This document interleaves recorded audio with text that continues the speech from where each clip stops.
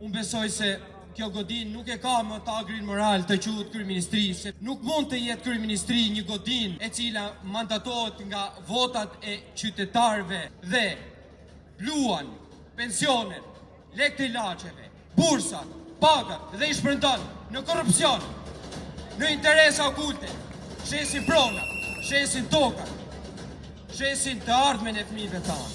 Korrupsioni ka zhvlerësuar djersën, korrupsioni ka zhvlerësuar të ardhmen. Në Shqipëri, qeveria rrit buxhetin, por pushteti shton fukarallikun. Në Shqipëri, qeveria bën spitale, por pushtetarët kurohen jashtë. Në Shqipëri, Zegjineja me shokët e saj hartojnë ligjin për arsimin e lartë dhe votojnë për fëmijët tanë. Mos duroni shtypjen, uzurpimin, vjedhjen.